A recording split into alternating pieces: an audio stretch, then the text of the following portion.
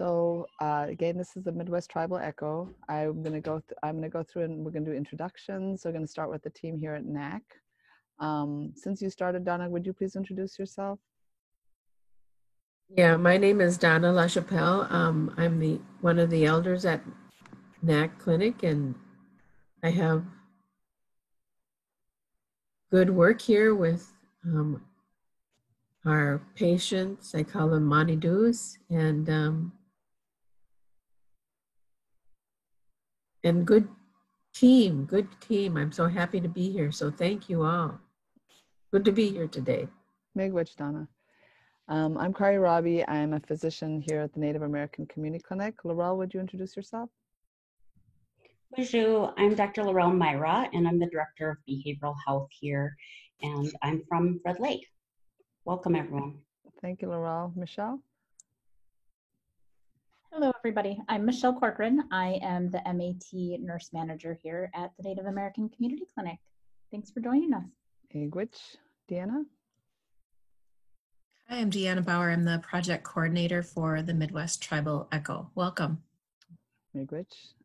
Stephanie? Hi, I'm Stephanie Dean, and I'm the Project Echo Manager. Thank you. Kayla, would you introduce yourself? Kayla's our speaker today. Hi guys, my name's Kayla. I was asked by Michelle to speak to you guys today about toxicology testing, so we'll go a little bit into that in a little bit, but thanks for having me. I'm excited to be here. Thank you. So Haley, would you introduce yourself, please? Hi everybody, I'm Haley McCarran. I'm Public Health Analyst for the CDC Foundation's Overdose Response Strategy. Miigwech. S. Petrick, could you introduce yourself? Oh, sorry, you're on mute.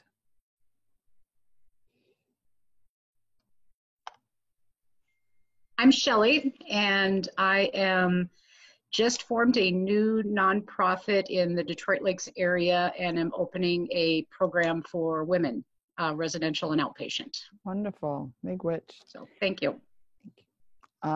Valerie, could you introduce yourself, please? Hi, yes, thank you. I'm Valerie Gustafson, and I'm a person in long-term recovery. I spent the winter working as a certified peer support specialist, and I am also a graduate student at the U of M in addictions counseling. Miigwech. Jack, would you introduce yourself, please? Hi, I'm Jack Loftus. I'm an alcohol and drug counselor at the Native American Community Clinic. Miigwech. A. Gingrich. I'm sorry, I probably said that not correctly. Could you unmute yourself, please? There we go. Hi, I'm Angie, and I am well, I started actually on the medical team as a behavioral health consultant, and just started this week full-time, went from part-time to full-time, also doing therapy now with the Nottawasapi Huron Band of Potawatomi Indians. Thank you for having me. Simone, would you please introduce yourself?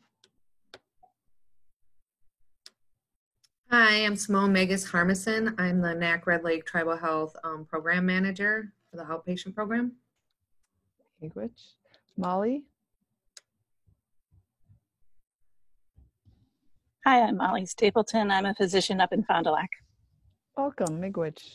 Meg? Hi, I'm Meg Little, and I work with Carrie Hager and Laura Lumby at the College of Pharmacy, and I'm a nurse in Duluth. Miigwech. Abby?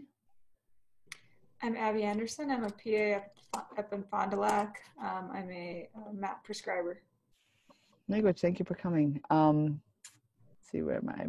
Here we go. Pamela? Oh, Pamela's trying to connect to audio, I think. So I'm going to move on to Sheila. Sheila Hammock, are you able to introduce yourself? Hi, my name is Sheila Hammock. I'm with the Intertribal Council of Michigan. I am a peer recovery support personnel. Miigwech. Anna? Van Dielen? Hi, I'm Anna Van Dielen. I am an AmeriCorps Vista working with Dr. Palumbi up at the University of Minnesota College of Pharmacy in Duluth. I'm working on capacity building for tribal communities. Miigwech. Christine? Christine Melland? Hi, everybody. Sorry, I'm going to be in and out, but I really love taking part in these. I was here last month. You guys are amazing. I work as the social work supervisor with Essentia Health Hospice, so I'm happy to be here. Miigwech, thank you. We're happy to have you. So I'm going to share my screen. Give me 1 second here. Okay, I'm so glad to see you all today. So just running through the agenda, we had our prayer and land acknowledgement from Donna LaChapelle. Thank you for that. I'm doing the introductions. I'm going to go through the Zoom guidelines. We're going to have announcements. Kayla Wong is doing our didactic today. Michelle will be doing a case presentation from NAC, and then we'll close. So just as far as Zoom goes, you can introduce yourself in the chat function, your name, title, organization, and email. That means that we know who you are. We can add you to our list, and also it helps us with our CME information collection. It's helpful if you update your name on the screen. You can right-click on your Hollywood square, and you can click rename, and you can put your name and title if you'd like to, and organization. Just so we can all enjoy this. We'd love to see your faces, so please turn on your camera so we can see you. It's just a lot easier to communicate like that. When you're not speaking, could you mute your microphone? If we do hear noise, we'll mute it for you. That's not to be rude. It's just so that everybody can hear. If you need attention, you can use the chat or the hand raise function, and we'll take any questions. And then, as always, no protected health information, please. Michelle, could you please do the announcements? Certainly. So again, I'd just like to remind everybody the first and third Wednesdays of every month, which sometimes gets confusing because it doesn't turn out to be every other, and it's noon to 1 Central Standard Time. We've got some upcoming sessions that should be pretty interesting. So on the 16th, in 2 weeks, we're going to be talking about outreach and syringe exchange services and things like that with some of the staff here at NAC. And then in October on the 7th, we'll be having a conversation about CPS and ICWA with Austin Needham, who is a staff member here at NAC. Want to point out that NAC is going to be starting on Fridays an LGBTQ Two-Spirit Wellness group, and any patients who are interested in that can get registered by calling our behavioral health front desk, and the number's there on the slide. Case presentations. I know typically I do a lot of them, but we are always happy to have folks send in case presentations. The form is available on the Hennepin Health /ECHO website. And what it does is it's just an opportunity for you to fill out information regarding a client or patient that you're working with. If there's something you want to share, like a great success story or something that's been a little bit difficult and you'd like some guidance on from the group, you can submit it that way, and then we can chat about it during one of our sessions. I just would like to stress you would actually prefer to not do the case presentations and hear your case presentations. Yeah, people I'm sure are sick of hearing me present cases. Thank you.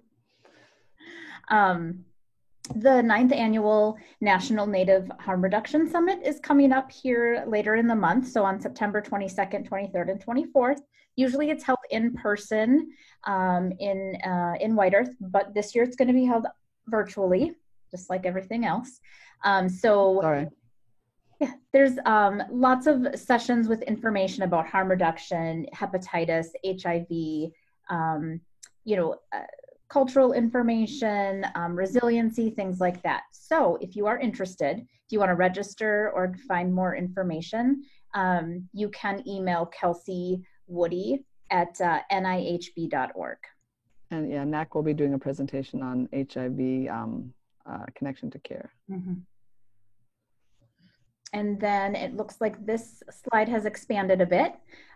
So half and half buprenorphine waiver training for opioid use disorder. So on Friday, October 2nd, there's going to be one offered for women's healthcare providers. And that's going to be a live webinar, and the fee for that is $25. There's some information here. And then the Zoom free half and half waiver training again is on the 29th. We throw a lot of, links and contact info at you. If you have questions, you can always reach out to us or Deanna, and we can get you the information from any of these slides. Continuing education. In general, most of these sessions, including this one, you do have an opportunity to get continuing education credit. As long as you let Deanna know who you are and your email address and where you're from, you will eventually get an email with like a what's it called, a survey, and then you can get CME credit for ECHO sessions. Okay, thank you, Michelle. So I'm going to turn it over to Kayla Wong to do her presentation on toxicology testing and analytes. So I'm going to stop sharing my screen and let her take over.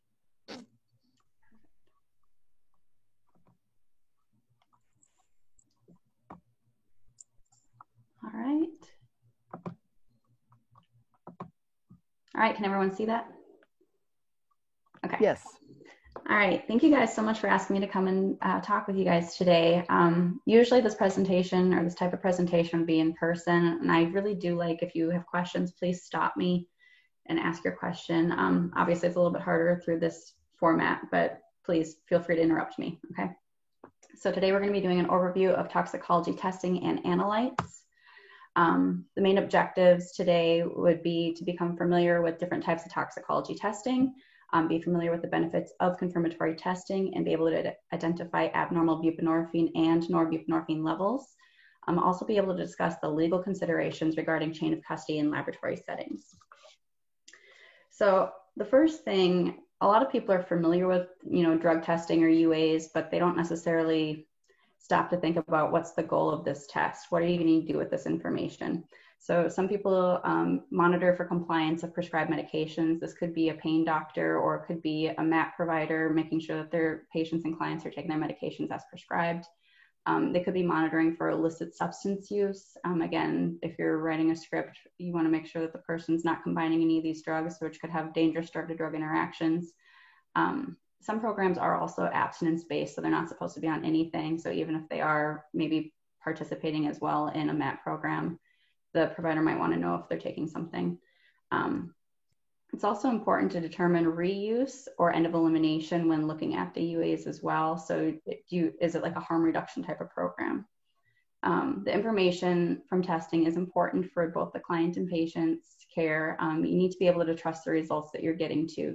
If you do a test on somebody, you want to make sure that if it says it's positive, for example, for methamphetamine, you want to be pretty sure that that's actually what's going on and it's not a false positive. So toxicology testing, there's a bunch of different types of technology, and there's a bunch of different types of specimens. We're going to go through this kind of briefly, but we'll get into more detail in a few slides. So the different types of testing technologies, point of care or POC immunoassay cups or dipsticks. This is like those instant read cups. Desktop analyzers use the same type of technology from an immunoassay test, but instead of a person interpreting it, it's a computer. The positives and negatives. Both of these are considered presumptive testing. So again, you'll get positive or negative, but you're not going to know specifically the levels of each drug. Confirmatory testing includes gas chromatography and liquid chromatography. These are both just confirmatory methods. You get measured results in nanograms per milliliter typically. There are also different types of specimens. So a blood draw can be done for a UTOX. This typically is about a 1 to 2 day detection window. And again, you need to be a phlebotomist to be able to do the blood draw, so it's pretty invasive.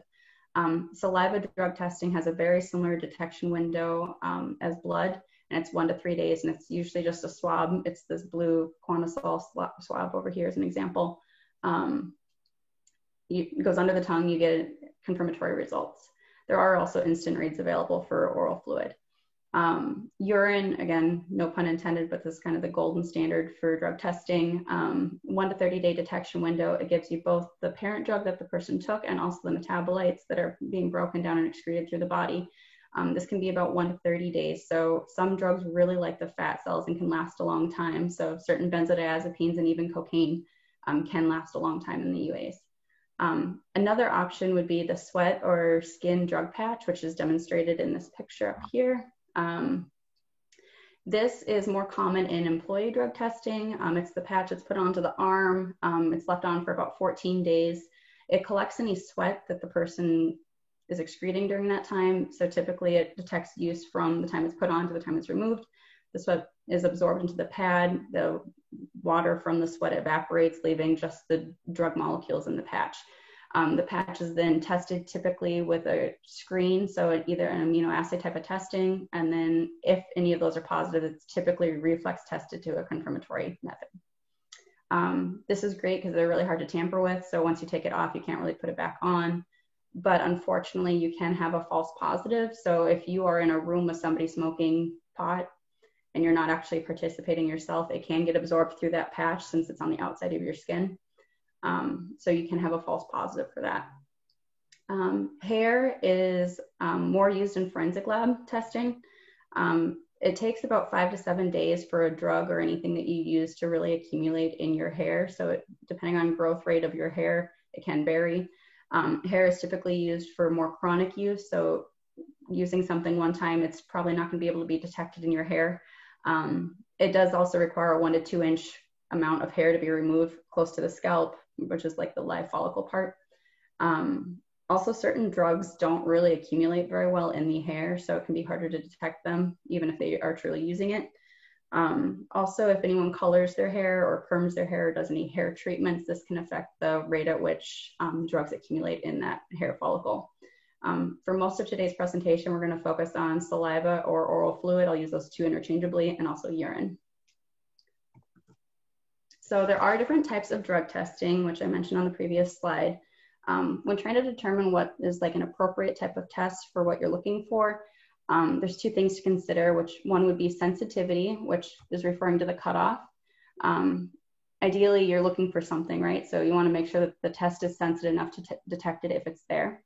And then specificity would mean if you're looking for THC, you want to make sure if the report is telling you that it's positive for THC, it's actually THC, so no false positives.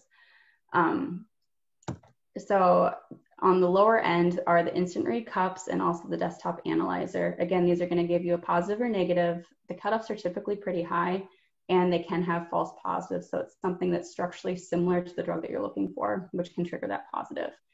This is considered presumptive testing, and it is recommended that both types of these testing are sent out for confirmation, both for positives and negatives, depending.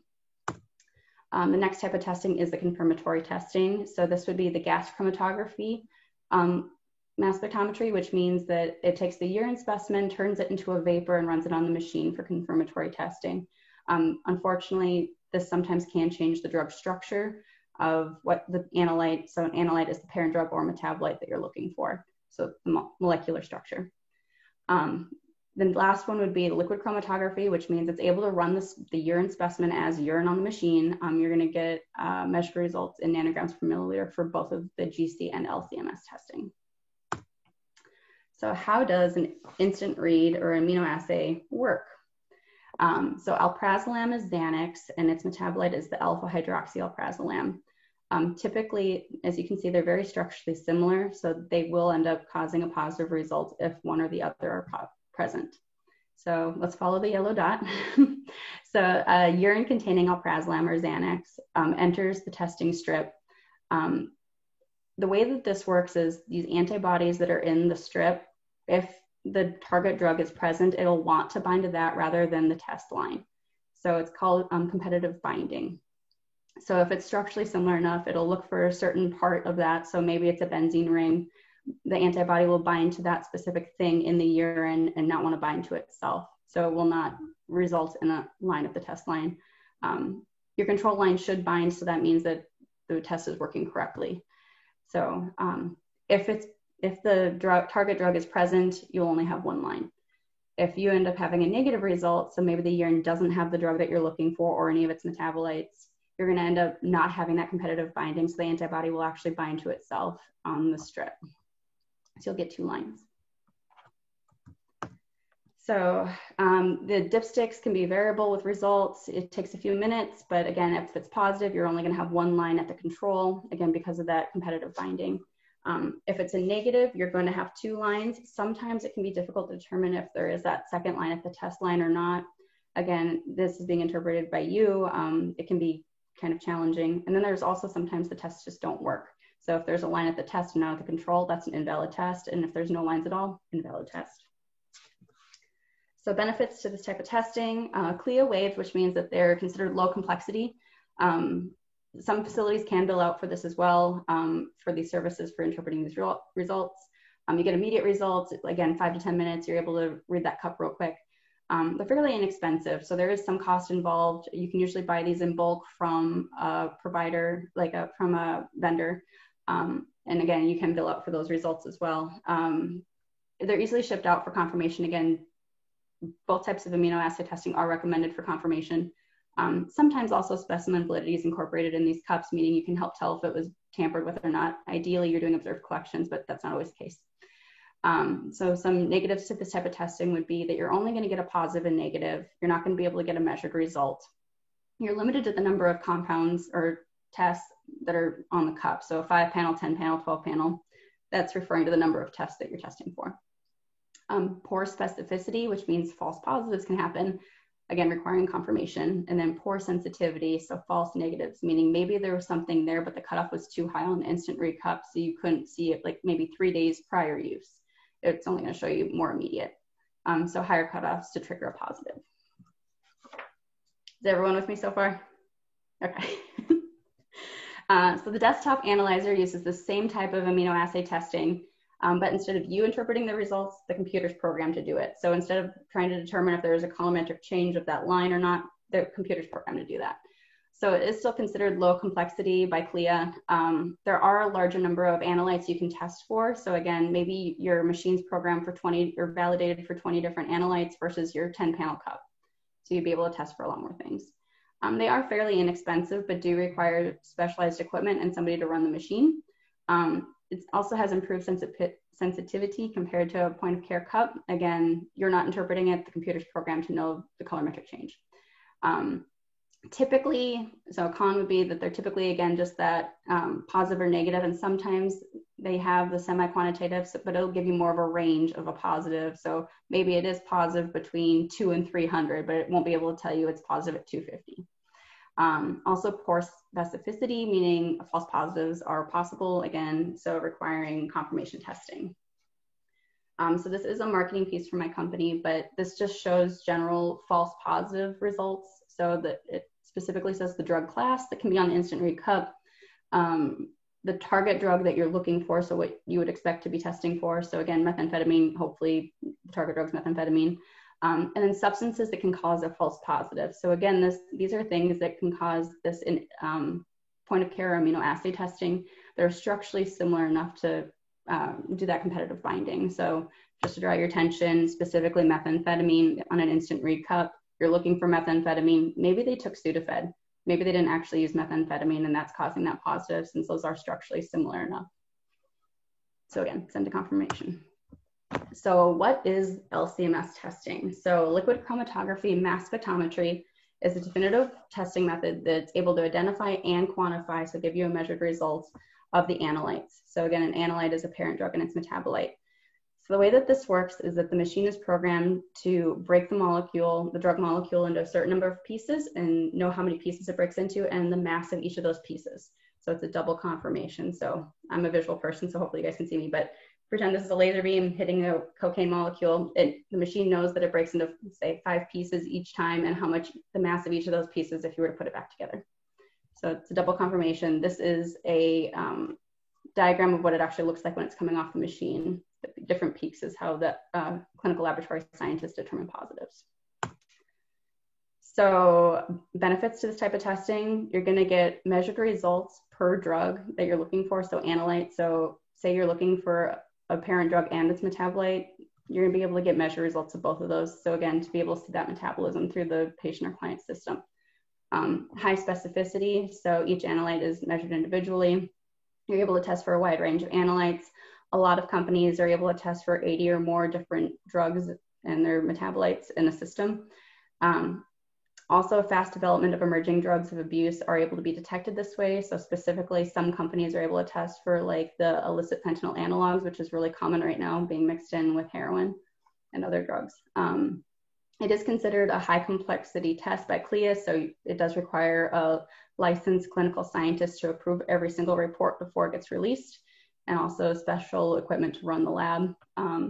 Sensitivity guidelines were based on the first generation technology when this first came out. So certain things like Is it a fully robotic lab? Do they have state-of-the-art instrumentation? Can help with some of these sensitivities and guidelines for cutoff specifically. Also, it is expensive. These machines are not cheap. And so it does cost a lot for even a startup lab to be able to invest in some of these machines, and then also to be able to have larger labs upgrade them. So we're going to do a comparison of oral fluid and urine with this type of confirmatory testing. So in oral fluid or saliva, it's the same type of confirmatory testing as the urine LC-MS testing. You're able to detect the parent drug and some metabolites. Again, oral fluid is very similar to blood and what's currently circulating in your system when you're doing that collection. It also tells you what's most recently been ingested. So it's typically a 1 to 3 day detection window. There are some variables that can extend this window. So maybe you have a client that was a chronic methamphetamine smoker, smoked a lot of meth, and if they have poor oral hygiene, sometimes some of that drug can get caught in the biofilms in their mouth, so in the plaque. Again, this device goes under the tongue, so it's in close contact to that. So sometimes it is possible for trace amounts of that methamphetamine to leach out. In urine, it's confirmatory testing with measured results in nanograms per milliliter, same as oral fluid. We are able to detect the parent drug and majority of the metabolites depending on when the drug was ingested. This does tell you what's being broken down and excreted by the body, so it does give you a larger detection window, that 1 to 30 days, depending on if it is a lipophilic drug or not, meaning it likes the fat cells. So real life example comparing these two types of testing, so an IA test versus a confirmatory test. Say a client was prescribed Valium 3 days, so Valium is diazepam, 3 days before starting treatment. We're looking at urine specimens. On the instant read cup, you're going to be able to detect the benzodiazepine drug class, but you may not be able to say specifically which benzo was taken. There's so many different types of benzos out there, and they're all structurally different, but it's able to detect just the benzo drug class. The cutoff for this could be up to 300 nanograms per milliliter, so that's a pretty significant cutoff. Maybe they never actually took the diazepam when they were in before starting treatment, and they actually are prescribed Zoloft or Daypro. This could cause a false positive and look like they were taking the benzo. Now, comparing that to the confirmatory testing, specifically LC-MS testing, we're assuming their last dose was 3 days before, so you're going to be able to see that full metabolism of the nordiazepam, temazepam, and oxyazepam. Oxyazepam is the one that likes the fat cells the most. That one will last the longest. You're going to get a measured result in nanograms per milliliter. Most confirmatory labs have a lot lower cutoffs, for example, 5 and 10 nanograms compared to 300. You're getting a lot more information with that lower cutoff. Some labs also offer creatinine normalized results. I'm not sure if you guys are super familiar with that, but so creatinine is a byproduct of muscle metabolism. Everybody produces it. It's usually included in validity testing to help determine if it's actually a P specimen that we received. And this can also help determine the hydration factor of the patient when they gave the specimen. So typically we wake up slightly dehydrated because we haven't been drinking all night. So drinking liquid, and there's just less volume in that cup or less water in that cup, which can make the drugs that we are able to detect seem a lot higher than they actually would be if they were properly hydrated. So by having creatinine normalization, that helps eliminate that factor and help compare specimens side by side without having to think about it. Benefits to this type of confirmatory testing, again, no false positives because of that double confirmation. You're going to get results in measured nanograms per milliliter. Again, depending on the technology available, if they have a fully robotic lab, if they have different options available for cutoffs, no lab should ever tell you what cutoff to use. You should be able to determine that for yourself if you want a standard or something based off of research or things to consider like that. Just to help decrease the false negative rate, a lot of labs do offer lower cutoffs. And a false negative occurs when the analyte is actually present but below the validated cutoff. So again, think about 300 nanograms compared to 10. Anything in between that you would have missed. So drug testing in oral fluid, again, it tells you very similar levels compared to blood, but it's quick and non-invasive. It's a good option if you're suspecting adulteration. So something's being added to the specimen, like a UA specimen, or substitution. Maybe it's not even their pee, but they took somebody else's. The oral fluid concentrations of basic drugs, which can include amphetamine, cocaine, and some opioids, and THC are similar to those in blood. Saliva is produced by a few different glands in our mouth. Flow rates can vary The Quantasol device, which I had on the other slide, does require about 1 ml to send in to confirm, and it'll indicate when there's a sufficient volume, but this can take up to 20 minutes sometimes. Sometimes it can be hard to collect an oral fluid if someone has chronic dry mouth, dialysis, maybe they're just dehydrated. In the past, it used to be able to use food techniques, so they would tell you to suck on like a jawbreaker or something just to like stimulate that saliva production. That's not best case. It can actually change the pH of the mouth and affect the concentrations of certain drugs. So it's best practice to not have anything in the mouth any food or liquid in the mouth for 30 minutes prior to an oral fluid collection. Our brains are powerful things, and so it's funny that if you even tell somebody to sit and think about a lemon or a pickle, they'll actually start salivating, and so that can actually help with some of the oral fluid collections. Also, just like rubbing the cheeks where those glands are can help stimulate that as well, and then use gravity to help it fall into the device. So there are different types of medication-assisted treatment programs, or commonly known as MAT programs, which I know you guys are all familiar with. So buprenorphine, commonly known as Suboxone or Subutex, methadone, and naltrexone. For today, we're going to focus on bupe. So before I go on any further, are there any questions? I know I've thrown a lot of information at you guys. Not yet? Okay. So how does buprenorphine work? So in our brains, there's something called the mu receptor. So first, let's focus on the upper part of this. We're talking about morphine. Morphine binds to that mu receptor perfectly. It's like a perfect puzzle fit, and this is considered a full agonist.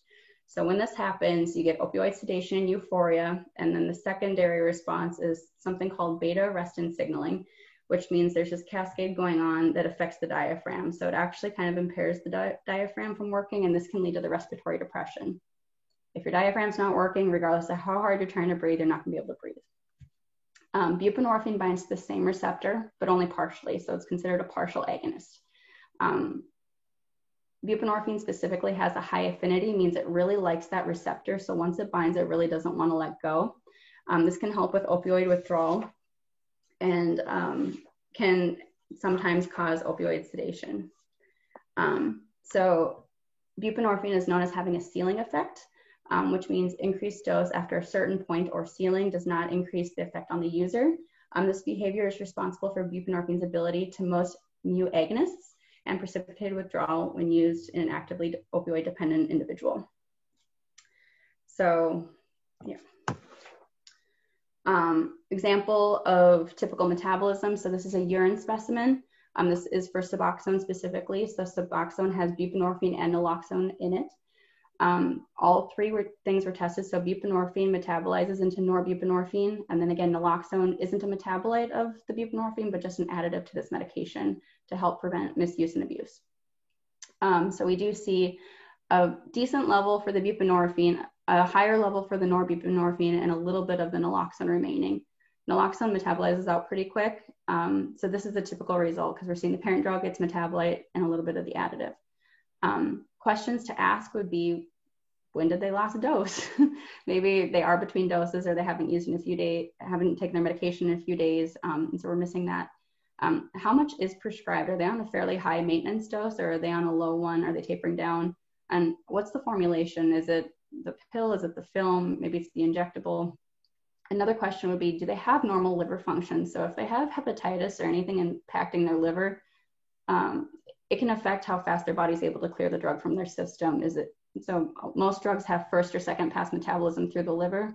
So if anything's impairing that liver, it's not able to clear it as well. So it could have a longer detection window and unfortunately kind of weird levels within the UA. Buprenorphine and oral fluid. Again, there's two main different types of formulations. It can be administered. Local absorption of the mucous membranes of buprenorphine can be detected for 1 to 5 days post last use. Again, if it's a film that goes in their mouth, it gets absorbed. 1 to 5 days detection window. It's recommended for oral fluid to be collected before a new dose to prevent that oral contamination, meaning if there's any of that drug still in their mouth from when they just dosed their medication, it's going to have insanely high values on that oral fluid. We typically do only see the parent drug and not the metabolite in oral fluid specimens. Again, buprenorphine has a fairly long half-life. And also just the metabolite doesn't really accumulate very well in the oral cavity. This is another example of typical metabolism. We're seeing just the parent drug and not the metabolite. in oral fluid. So this one is an example of pill shaving. So pill shaving is when somebody is not taking their medication and they add a little bit of it to the cup, or possibly have the pill in their mouth during an oral fluid. Why would anybody do this? Well, maybe they're not actually taking their medication, or they're diverting some of it, or maybe they took all of it at the beginning of the month and they want it to look like they're still taking their medication. That's where the importance of like understanding these values come from. So in this, we see the Suboxone, the buprenorphine, insanely high value, not very much the metabolite, and a ton of the naloxone. So Suboxone's formulation specifically is 4 bup to 1 naloxone. You're able to do the calculation and see like, this doesn't quite look right. But if this is with the confirmatory, you're able to get these measured results. If you were just using like an instant read cup or a desktop analyzer, it might look like they're being completely compliant for their medication. You wouldn't know that the numbers look funny. So this one is a little bit of an interesting topic. So do clinical labs have chains of custody? And the short answer is no. So chain of custody is a legal term regarding the ability to trace step-by-step of what's happened to the specimen from the time it's collected from the patient to the courier picking it up, when it arrives to the lab, whoever's touched it at the lab, and when the report gets released. This is to help prevent specimen tampering. So each person who encounters a specimen signs off that they were involved with the specimen. This is technically for forensic labs. For clinical labs, they do have safeguards in place to make sure that the specimen belongs to the person that they're saying it does, and the report gets released to the correct group. So 2 unique identifiers on the device. So a unique specimen ID created by the lab, the full first and last name, date of birth, date of collection. Any of these can be used. A lot of labs request all of it. It's not necessarily required. Some facilities do require, so again, like a pain doctor or treatment center, require the patient to sign off stating that they're consenting to the specimen collection. So a lot of confirmatory labs will actually offer a specimen technician paid by the lab to come in and help with the collections and things like that. They can be phlebotomists, they can help with the urine collections, they can do pretty much any of that. But a valid order is like that paper documentation stating what the facility is ordering. There's paper documentation stating that. Again, some of the facilities will request the patient just signs off on this, stating that it's their specimen they're offering. The very bottom part, the quote, the results of medical drug testing is confidential information. Even if the screen is positive, it cannot be used against the individual for any disciplinary or penal action. Hence, a chain of custody is not required. Again, clinical lab testing is billed through and paid through typically by insurance. So there's no chain of custody. Because clinical labs are running the test for medical necessity per the requesting provider, these results aren't necessarily intended to be used in regards of violations. So again, violation of parole, CPS, or DUI cases, all of those should be using a different type of testing. This information can be released at the discretion of the requesting provider from the provider to the parole officer or CPS social worker with properly signed releases of information from the patient, but this shouldn't be the final decision maker. Again, a UTOX is just part of the puzzle, right? It shouldn't be the end all be all. Confirmatory testing, specifically LCMS testing, can be used as evidence in like CPS cases if parents are trying to show compliance to their treatment program. So long history of illicit use, compliance to maybe their Suboxone program. And this is again meant to be a supplemental support to help the parent. Parole officers and CPS commonly use instant read cups without confirmation. As we talked about, these cups have high cutoffs, meaning a lot of false negatives reported out and also false positives. So maybe they never actually took the drug, but they're being held responsible for something that they didn't do. That is all of my presentation. I hope you guys found it beneficial. So that's the end of the educational part, but again, I mentioned earlier, I am an employee. I am a senior account manager for Precision Diagnostics for your confirmatory lab, and I service the Minnesota and Wisconsin area. So there's my information. If you have any questions, please feel free to reach out. Miigwech, thank you. If you could please unshare your screen. Yep. Thank you. Does anybody have any questions for Kayla or comments?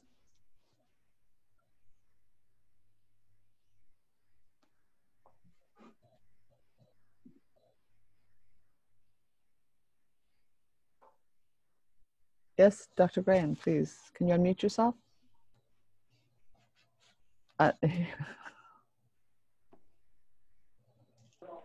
we go. Thanks, Kayla. I appreciate that presentation. I'm curious, there's a couple things that I was wondering about. One, and I guess this is a general comment, not just on the specifics of your presentation, but in terms of the utilization of urine drug screening. I think it's just an important point, and I don't know, I apologize, I got here late, so I don't know how much it was the overall use of urine drug screening was discussed beforehand. But I think it's really helpful, I would say, in terms of like framing what's the intent of testing. I think depending on your setting, the intent can vary wildly. And oftentimes the confirmatory testing is not necessary at all. And I raise that just in terms of, as someone who working in a safety net hospital, oftentimes this is merely a discussion point. And the actual confirmatory testing doesn't really matter. And in fact, rarely ever does. I almost never get confirmatory testing because it's really just asking, what do you see here? You didn't mention that to me. Does that ring a bell? And it's just starting the conversation so that people feel like they can be honest and have a conversation clinically. So I just wanted to kind of point that out, and I think that's a separate discussion point about the technical pieces that you are offering. So I just want to say that, I don't know if anybody else has comments on that, but I think there's other things about the presentation, but I think big picture, I think that's a really important takeaway for me, independent of the technical piece of what does the test show.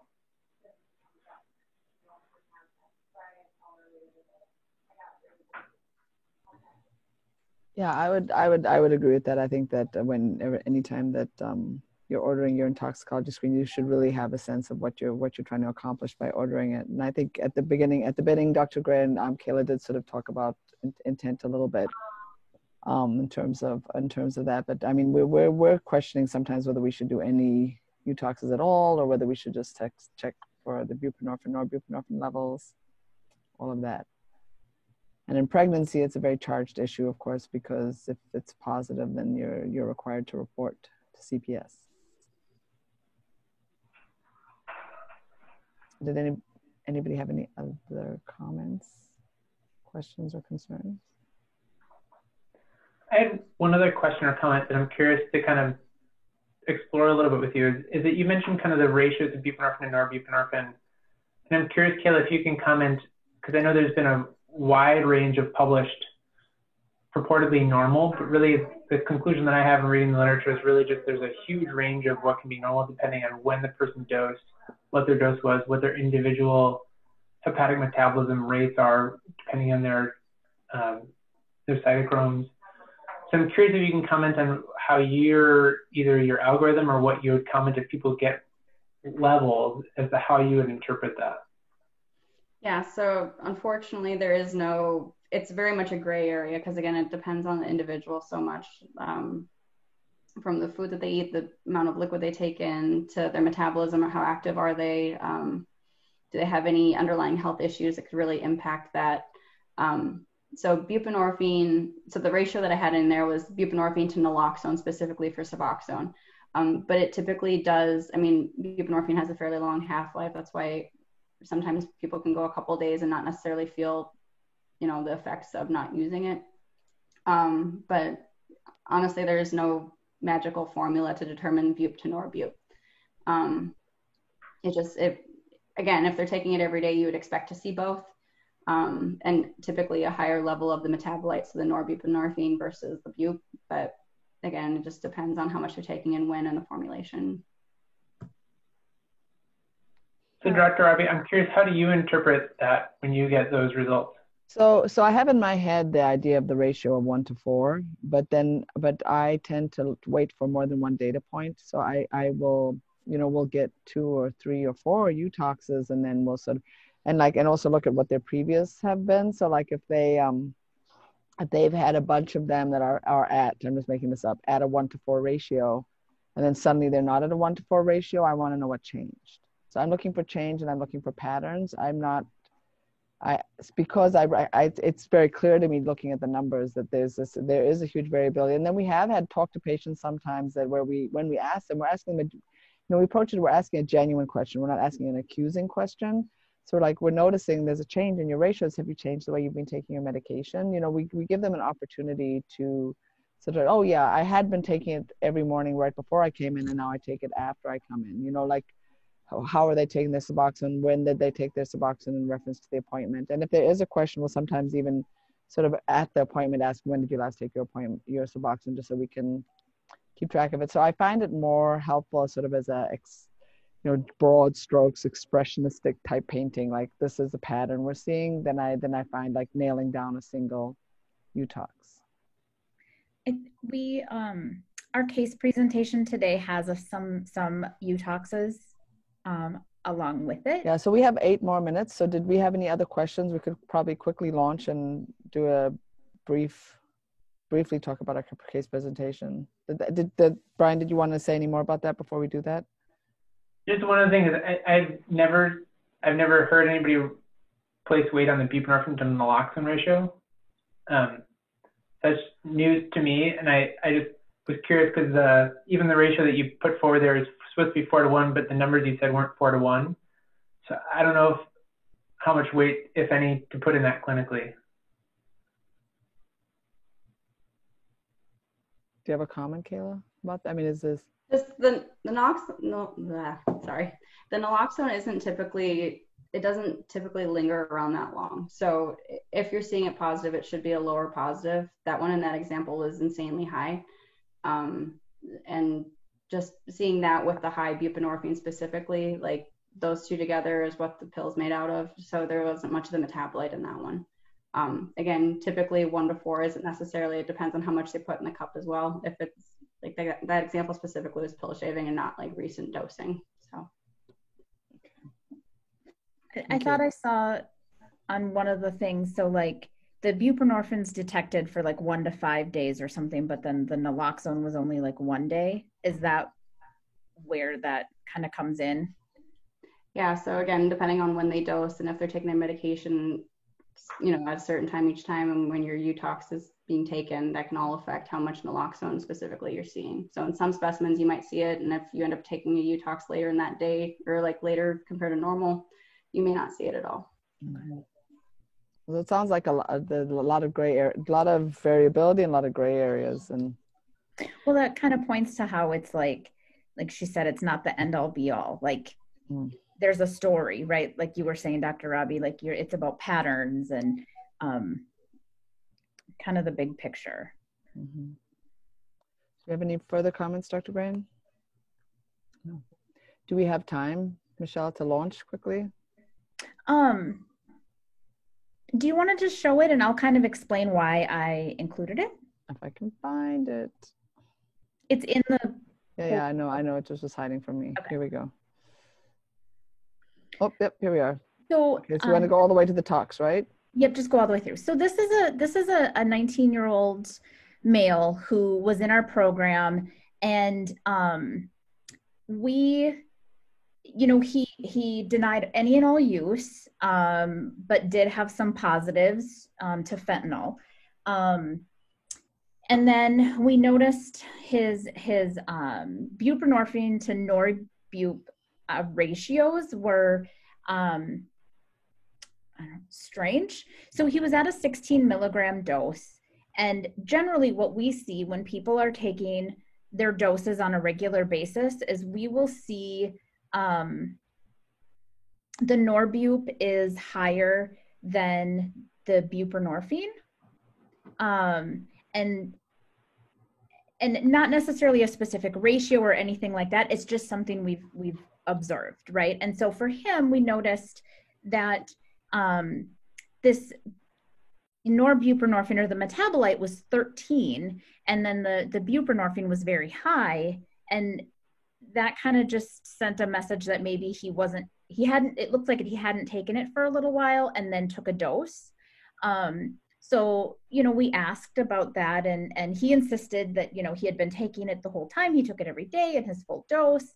And then we noticed we had a couple more abnormal in that, you know, if we hadn't looked at levels, it would have looked like he was maybe taking his medication properly. But then based on kind of the levels, it didn't seem like he was. He did end up leaving our program.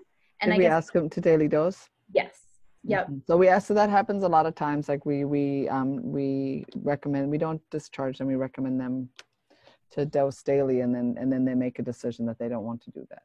Yeah.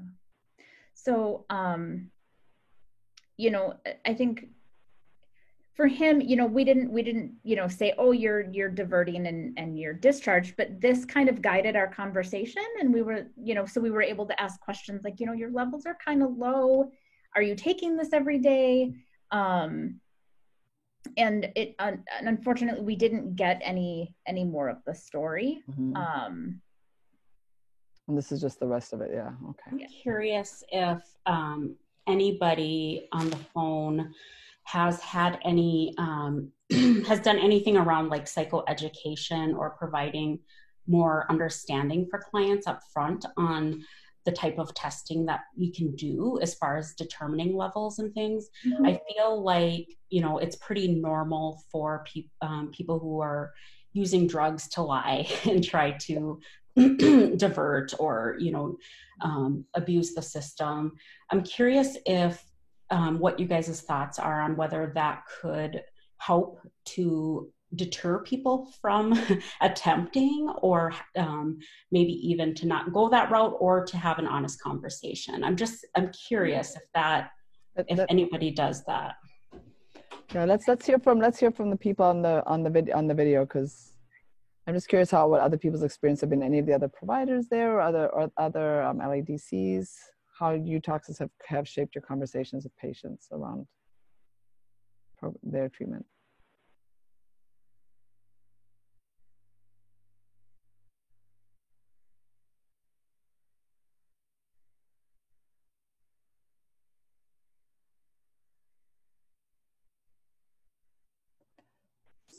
So we don't have a very talkative group today, but I will say that for us, we use it like Simone taught me, like to just ask the question and be quiet, kind of like I did just now.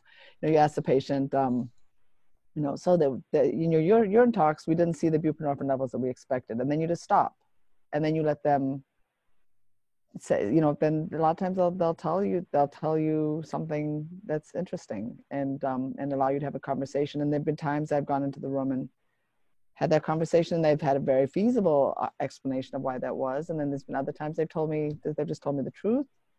So I think it does help, Laurel, in terms of I think for the goal of it for me is to just open that door, that this is a safe space, that, you know, like, you know, aside from diverting, which is its own kind of issue, and we deal with it its own sort of way, but in general, like you can, like, just sort of normalizing it a little bit and removing some of the shame around relapse or ongoing use, and sort of trying to come at it with more of a harm reduction approach. So it really is just, I mean, I use it as a tool to kind of like balance like what I'm hearing, what the patient wants me to hear, and then just some kind of like a objective measure of what might actually be going on. But then I try and be really mindful of like allowing the patient to tell their story, and not to layer my necessary to like really aggressively layer what I think is going on top of them. I think that's a really good point. I think especially because I think a lot of times, because we are giving the message of we want to, you know, be a harm reduction setting, yet we're doing these UAs. And I'm curious, do you ever talk to clients about, you know, the fact that we have to do UAs? It's a part of our tribal license. And I know not everybody has a tribal license, but I'm very curious.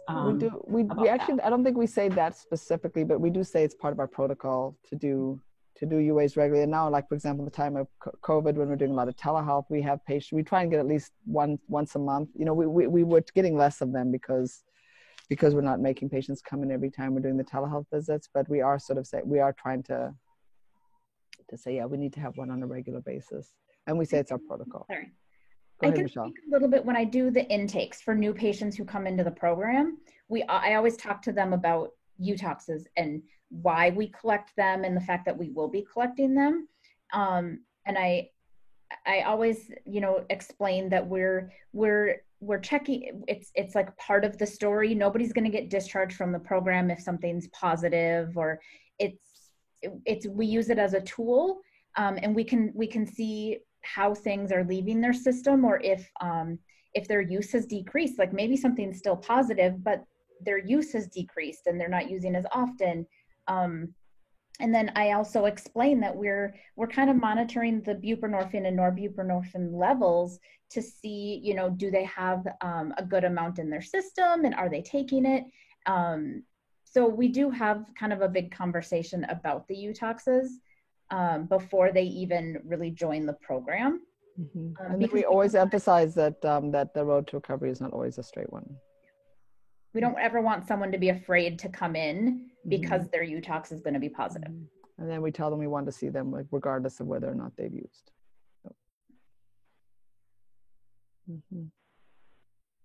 So we have gone over time by 2 minutes. Thank you all for joining us. And any last comments before we go? No. Thank you. Miigwech. Thank you, Have everybody. a lovely 2 weeks. Giga Wabaman.